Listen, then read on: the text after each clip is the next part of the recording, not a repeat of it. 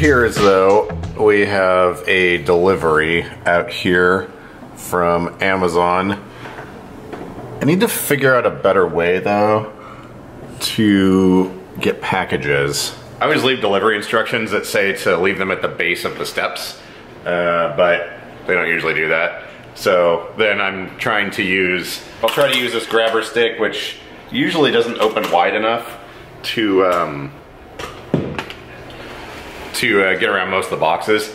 I suppose I could use a rake. There's someone I know that does that. He keeps like a rake or a shovel, or maybe it was a broom, I don't know. Something like that to scrape the stuff off of his porch. But, oh, actually, let's try something else.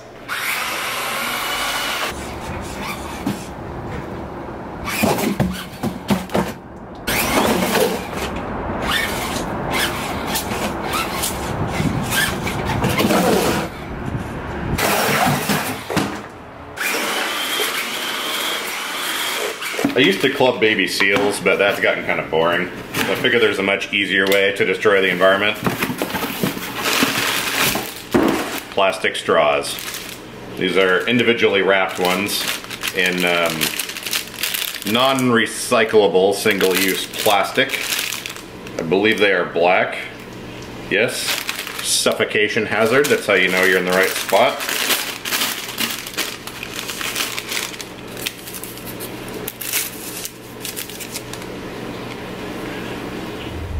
This is going to be wheelchair lift on the white van versus the Quantum 4 front.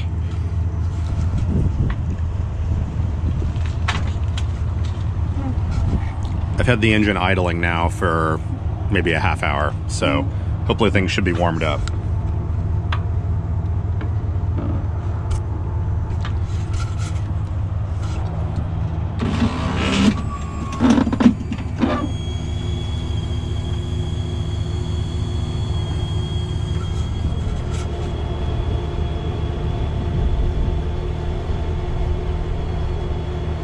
I'm gonna have to help it.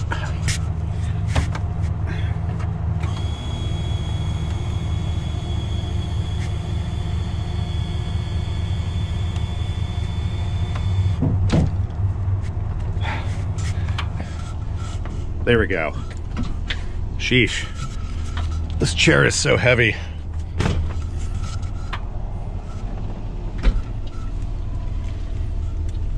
I made sure I threw my backpack in here in advance because that's an extra 15 pounds that thing's not gonna like. So have you ever wondered what a severe weather warning looks like in Portland? Everyone around here is usually from somewhere else, so they all tend to freak out the second it rains at all. And I just noticed there's a severe weather alert, or a winter weather advisory. Winter weather advisory, effective 10 p.m. Pacific Standard Time, November 30th. Expires 10 a.m. Pacific Standard Time, December 1st. Sunday, mainly above 500 feet of elevation. Mixed precipitation expected. Total snow accumulations of up to 1 inch. 1 inch. Oh wait, it gets better. And ice accumulations of around 1/10 of an inch. So we have a weather advisory. Like, I'm not making this up. It actually says an inch.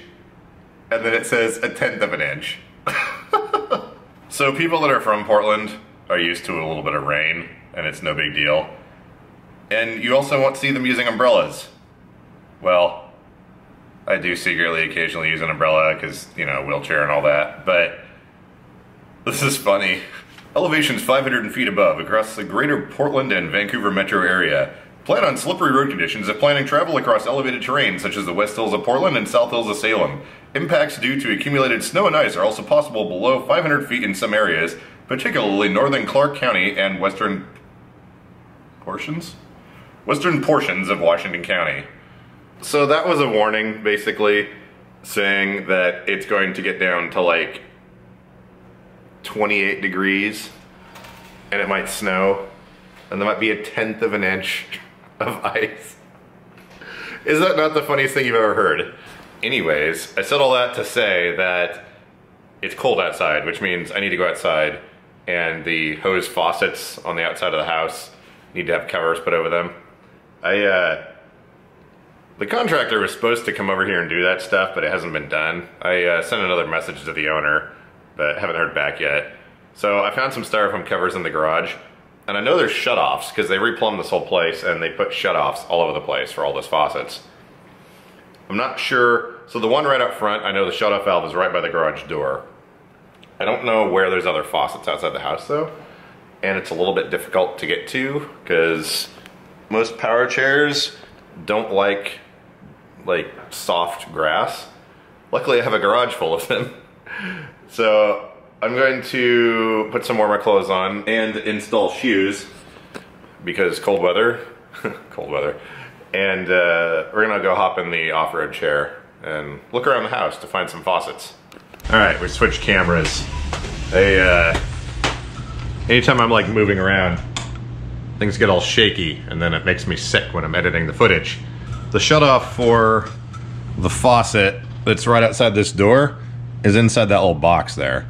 So I'm gonna open up this door and then move some of this garbage and then we can shut off the valve there. But then I'm going to have to go outside the house and try to figure out where exactly the rest of the faucets are and if they have shutoff valves and all that stuff, because I'm not 100% sure if there even are other faucets out there. But luckily we've got the off-road chair here. Also piled full of stuff. And we can get around in the yard, no problem.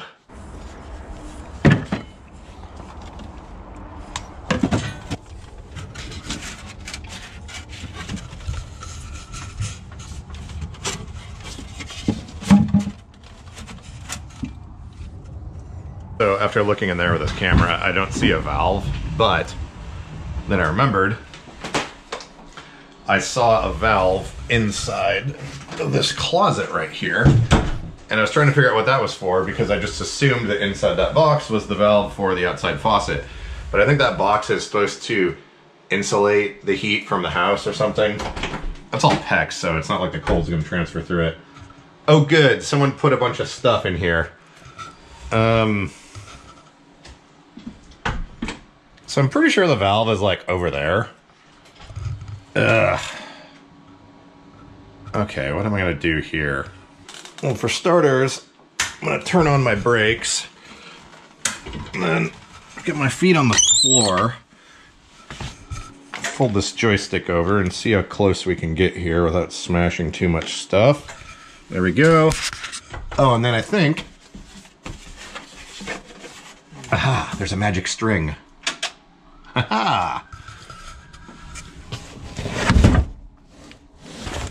Oh, hey, looky there. You probably can't see it because it's super dark, but there's a valve. So let's turn the valve. Okay, valve is turned. And let's go back outside.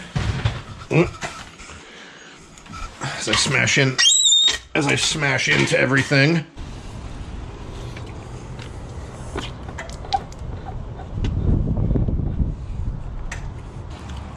And I found a bunch of these things when I was digging around in the cabinets.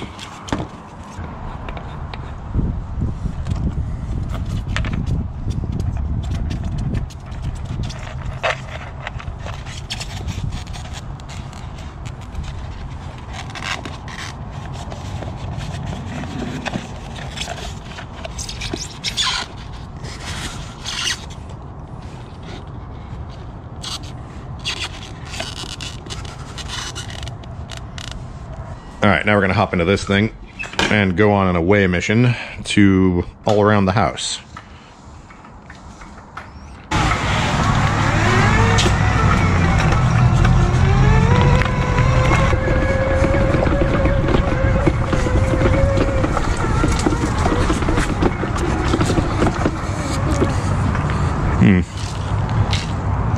Looks like there's already one back here and it's already got a cover on it. So that's something.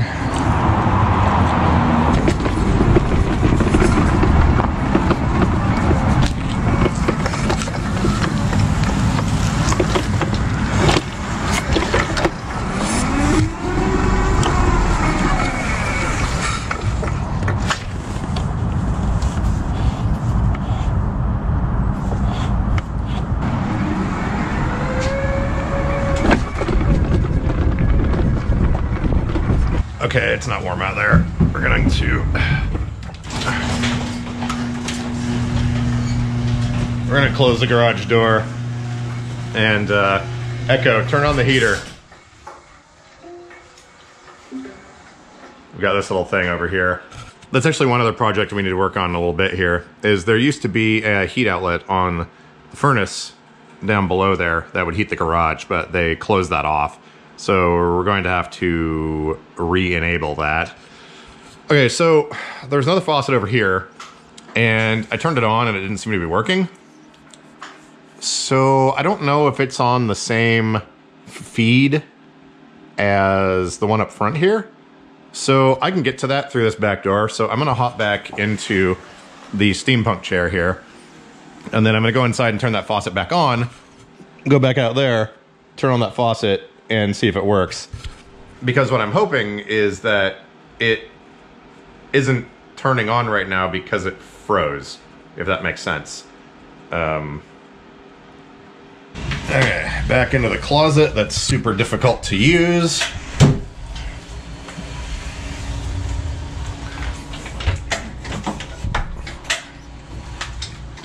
Now we can rotate this back up. Okay, let's go back and see what that did.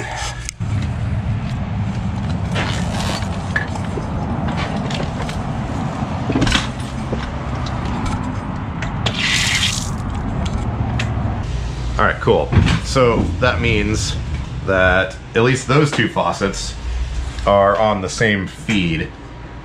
Now, if I wanted to get really sneaky, I could potentially stick a camera on that RC truck and drop it down into the crawl space and drive it over here to look. Because there is a faucet on the far end of the house.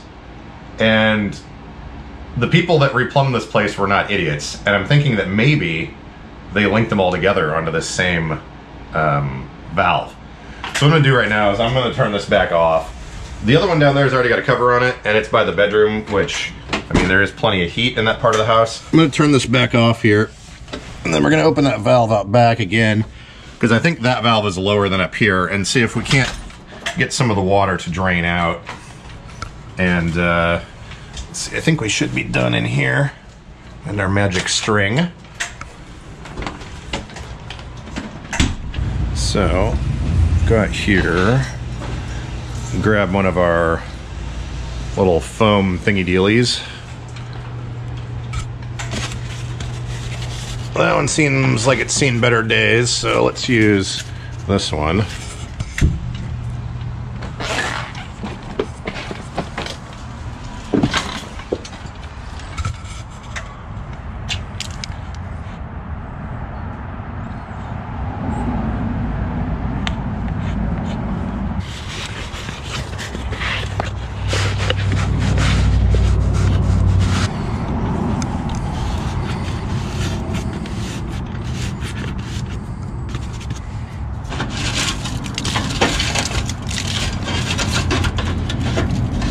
Trees are slobs. They're always making messes. Okay, so I think now, in theory, other than all the dust and dirt I just got all over myself, we should be good to go. Oh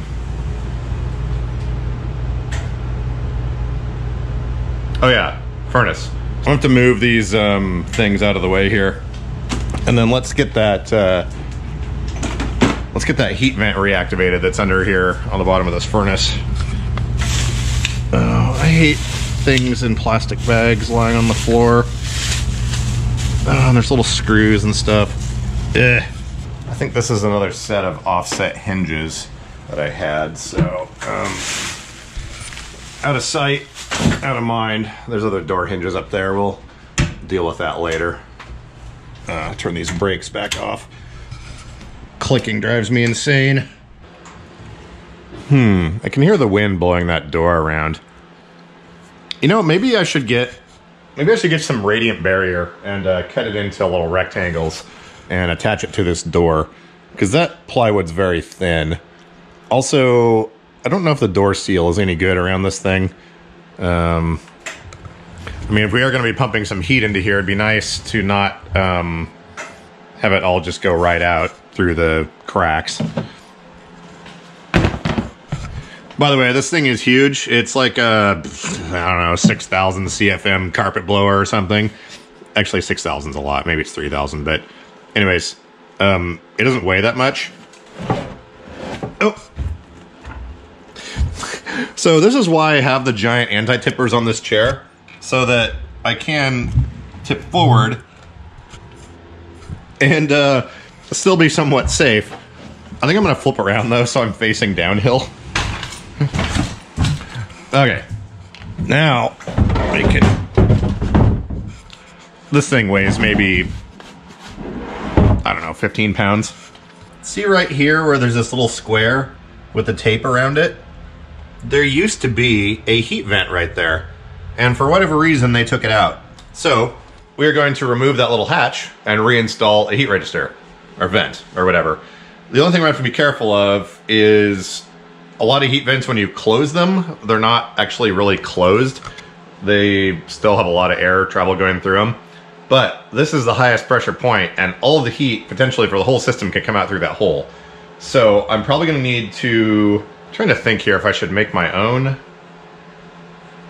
Well, I was gonna say, I might have to go down to the hardware store and get a heat register that is in good shape.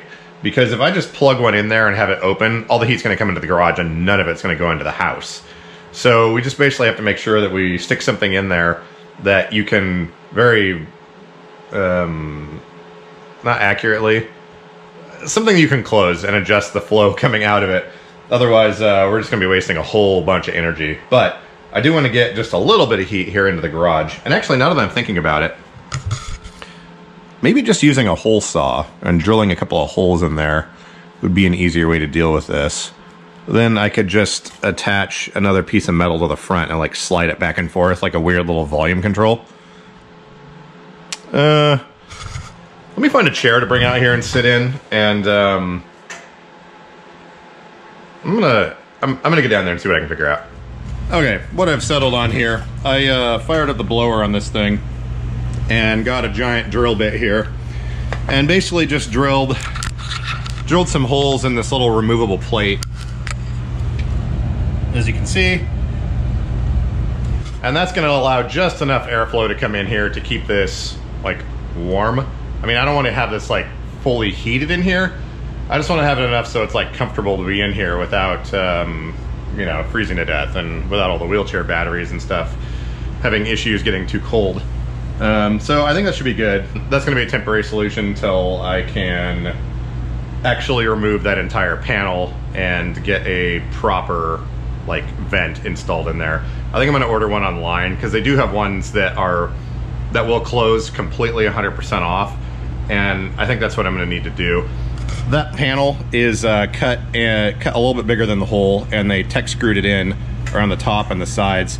Turns out the bottom of it is not attached at all, and actually there was a fairly significant amount of hot air coming out through that crack in the bottom. So this plate's gonna need to be replaced regardless. Even if I wasn't gonna be putting a heat vent in there, now that I know that it's not exactly installed the way it should be, it would need to be fixed. So that's why I had no problem at all ripping some 1/4 inch or 1/2 inch holes in it. So we're installing lights on another Permobil chair. I'm going to do a separate video that is actually a proper tutorial on this, but got a friend here in the garage. What's up, John? So we've got some of these big like equipment work lights, and I wanted to check and see how much amperage they pull before we get them in. Whoa, focus. Okay, so this camera needs replacing. I'm definitely gonna be doing that probably tomorrow. It started going all blurry and then it zoomed in and out by itself and everything. But yeah, so these lights are sort of on the larger side for a wheelchair, and I wanted to verify before we hook it up to the chair how many amps it pulls. I wanted to make sure, because the chair can handle like, I think 6 amps is safe with the wiring, but since these are huge, I wanted to verify. So at first I thought I was gonna use this clamp ammeter here, but this only works with AC. And then I was like, oh, well I can use the amp sensing mode on this thing. You know, move the wire over here and then run the light through here, but that seems annoying. Then I was like, oh yeah, I have a laboratory benchtop power supply here, and this is perfect. So I want to verify this thing actually works on 24 volts. He promises me that it does in fact work and it shouldn't let the smoke out of the box, but we're running the power from the supply through this and it's going to tell us exactly how many amps we're pulling. I actually did this a minute ago and then I was like, oh, I should be filming. But anyways, so we're going to set the blinding beacon right about here. And as you turn up the voltage, you can see what amperage it's drawing. So it turns on about 7 volts. There we go. All the LEDs light up at about 6.5, pulling 1.5 amps. Let me lock the exposure on this camera so you get the maximum effect of this thing. So we're gonna go up to 12 volts. There we go. As you can see, that's pretty bright. I don't know why I thought having that clock would be a good idea in any sense of the word. So we can see here 12 volts, we've got some amount of brightness, and we're pulling exactly 1 amp. These lights, sometimes they have cheap, I won't say Chinesium, but they have chipsets and power supplies that are not very good. So as you run your voltage up to 24, they just get brighter and brighter and run the bulbs brighter, or hotter, or whatever. But this thing actually has a good chipset. We'll lock the exposure again on the camera, and we'll turn it up to 24 volts. You'll see the brightness stays the same. The only thing that happens is our amperage goes down because we're using more voltage. So we'll crank this right up here.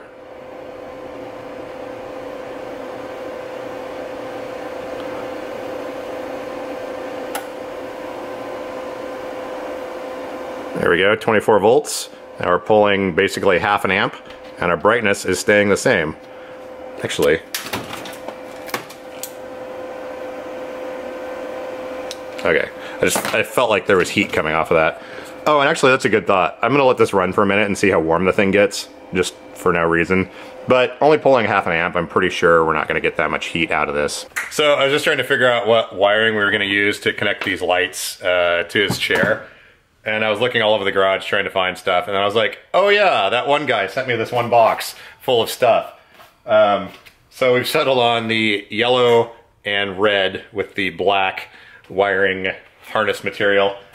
As much as I wanted to use bright yellow and red, I think we'll use black to hide it in his chair a little bit better, but yeah, thanks for the stuff. It's, I know you're saying you're sending more. It's, feel free to send whatever you don't need. Alright, so we've got the wiring pretty much set to go on this chair. Again, I will do a separate video once I figure out a safe way to tell you how to install a Permobil light kit. I'm not telling you right now because it's not 100%. Don't worry, I'm not going to break your chair. But I don't want to send this out to the masses until I'm 100% on this. So we've got our wiring coming out of the ICS box there, and it's just over there on the floor at the moment. But then I was noticing these light mounts are made from a TV wall mount, and, well, they were originally attached right here. And while that's cool and all, I would rather make a mount that goes into the stock location right here. So what we're going to do is we're going to take this bracket and cut it up, and we're going to cut it down so it slides in here, like so, and then there's a bolt hole right here that will hold it in place. So I'm going to be trimming this up into a few pieces using the bandsaw, and in theory it should make something that's usable.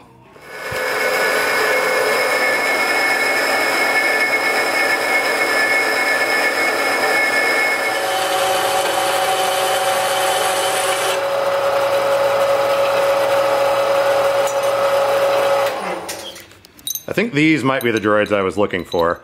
We've got holes drilled here so that they will slide down into these slots and bolt in. By the way, this was the original mounting solution here. I mean, while it did work, it'll be nice to have these on here so that it's a little more solid. But I kind of screwed up when I was drilling these holes because, focus, these slide down into here, and then there's an existing bolt hole right here. But what I didn't factor in was how tiny the bolt is, and I drilled the holes too big. So see how that's like gonna tighten right through there? So what I'm doing now is we're gonna use this to mount the light bracket to, and I'm gonna flip it around and use this for what actually goes through here. And I was using a step drill bit to do these other ones, but I'm just gonna get a regular drill bit that way, because I mean this stuff is really thick and it's hard to get, like this thickness is about the same between the steps on the drill. so you wind up making a hole bigger than you want. So we'll get some normal drill bits and make this do something. Oh, I guess before I do this I need to rescribe where the holes are going to be.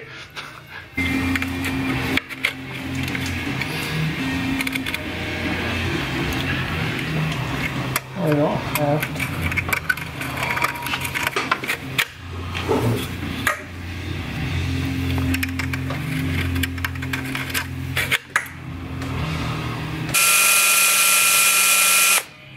No, focus down here. There we go.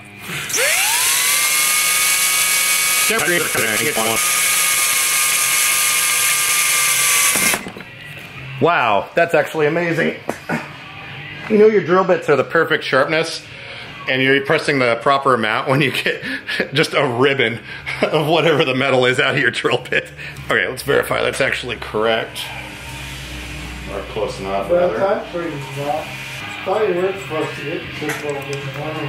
Hey, it's too small. Yeah, actually, maybe you're right, because if they're dull, they don't have the cutting force needed to do what they're supposed to. I don't know, in the CNC world, they say chips are better, you know? Chips are better than ribbons. To the 3 engineers that I know are watching, for a hand drill, are ribbons better than chips, or is it the other way around? Okay, so I think we've settled on a mounting location here. The chair is tilted slightly forward just to make sure we have no interference issues, but yeah, that looks good. And we've got the stock mounting location here. So once we tighten all this up, there's a track for adjustment. I think we should be good. So my friend's loading up there into his ride. Kind of interesting note, however. I've always kind of, well, not tried to keep it this way, but have thought about, does the outside of my house look like a wheelchair user lives here? And they gave him the wrong address. They transposed a few numbers. The guy figured it out, but he was like, oh yeah, usually you can look around and see vans and stuff outside, then you know you're in the right spot. Now, there's nothing visible out front of this house that would indicate a wheelchair user lives here. There's no ramps out front or like signs or anything that would clue them in, but there are a couple of vans, and one of them, well actually both of them, if you know what you're looking for, do appear to be wheelchair vans, so that was just kind of interesting. Although, that's coming from a guy that drives a wheelchair van all day, every day, so he knows what to look for. So I think we're still good. It doesn't necessarily look like someone in a wheelchair lives here. Not that I really care, but kind of my hypervigilance part of it is like, not trying to stay hidden, but not overtly advertising things. That's why I don't have the permanent disabled license plates for either one of my vans, and why I remove the placard from my mirror when I'm driving. I only have it on the dashboard or hanging from the mirror when I'm parked. Someone had commented something about that last year sometime, but yeah, something I'm definitely aware of. Not that you're necessarily a target if they think, oh, there's a disabled person here, let's go wreck up the place, you know, Reagan smash style. Futurama reference. What was it? I'm gonna break into people's houses and wreck up the place. And I'll go into people's houses at night and wreck up the place. But just interesting that someone did notice. Just saying. But yeah, he left his chair here so I can finish up the work on it. And yeah, so we've got one of the lights mounted here. It's a little bit crooked, so I'm gonna have to straighten that out. But it doesn't interfere with his foot plates at all when it's tilted down, anterior, nothing like that. And his legs don't come out past here, because I know some people, depending on how their chair is set up, you know, their legs are kind of off to the side. But yeah, I think this is gonna be a pretty elegant solution, as it were, using the stock mounting brackets on this thing. It worked out pretty well. I don't know if this is aluminum. I think it's like pot metal or something. It wound up being thicker than it looked. Like if you look at this corner, you can see, oh, it seems pretty thin. But I think that's an artifact of how this stuff was extruded. Because if you look here, it's definitely got some girth to it. But yeah, I think these little brackets turned out fairly well. They're not the prettiest thing in the world, and my saw blade is not exactly in the rollers tight. You can see that, you know, we've got an angle there. But None of that really matters. It's all tucked away under the housing of that light, so you can't really see it anyways, but I always enjoy working on projects like this. It's cool to make stuff out of nothing. Oh, listen to what this sounds like when it hits the ground and see if you can tell me what the metal alloy is by sound. Is that aluminum? It sounds too high pitched to be aluminum.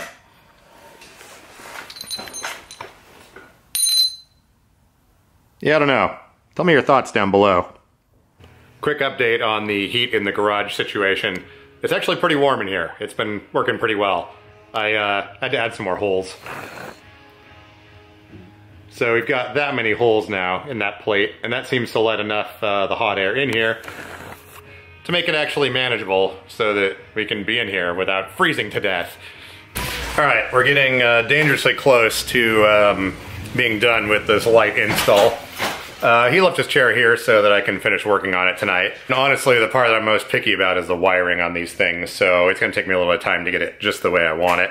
We've got our wire here coming up out of the ICS module, and what I'm gonna do is run it underneath these side covers here under the motors, and then this wire will basically come down here, and then I'm going to attach it down here so it doesn't get caught on things and it's not near this transport bracket. I've got these wires just sort of attached right now, and these ones are not shorted out. I'm just gonna verify here real quick that our wiring is good. So let's turn this thing on and activate the lights, see what we get here. Haha, look at that. It's so bright it makes the camera blurry.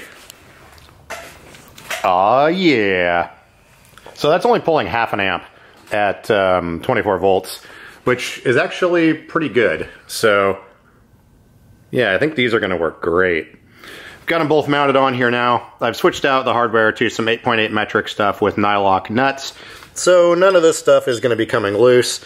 He does a lot of running around in the gravel, so I mean, when I shake this, the whole chair shakes, so I think we should be good as far as solid mounting goes. But I'm gonna finish up this wiring here, and then we should be good to go. All right, we have our wiring done. It looks a little messy right now because I took off all the covers to get this routed in here. But we've got our wire coming up out of the ICS box. It splits off here. It goes over here to this light, and then over here to this light.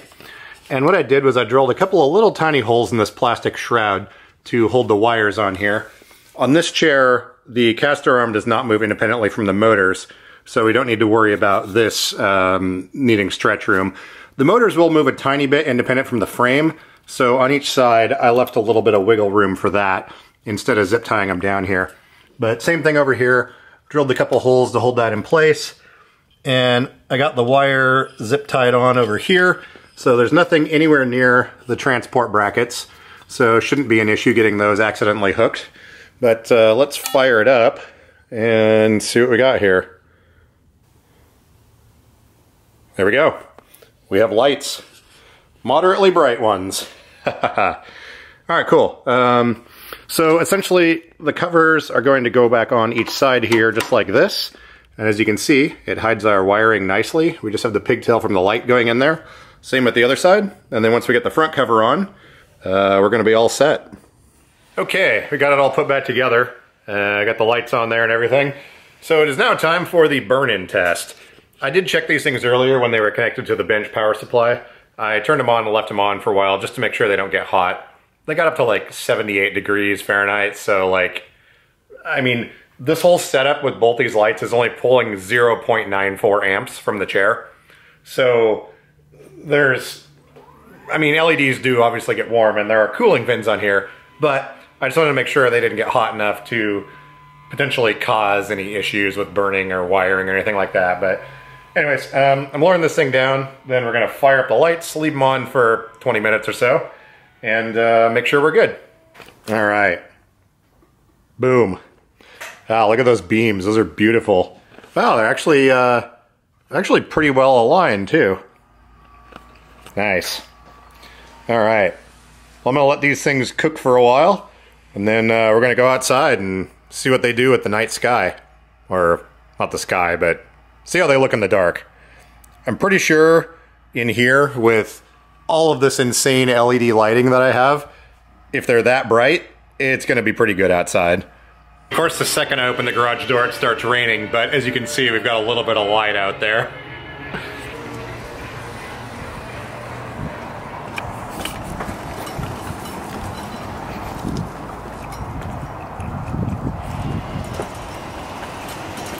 I think that should definitely get the job done.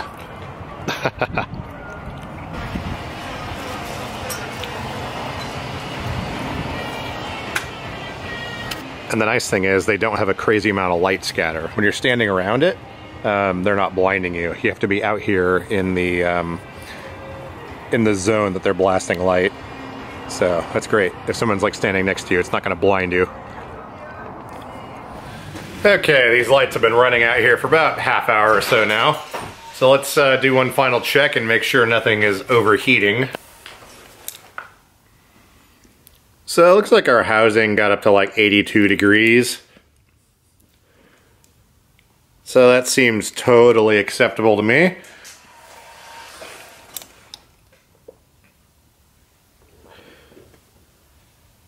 Yeah, it looks like we're good. Awesome. Well, I think this is going to work out pretty well. And the mounting wound up being really solid. Those brackets are 1/8 inch, whatever the metal is. So, yeah, just shaking the light moves the whole chair. So I think we should be good to go here. I can definitely work with that.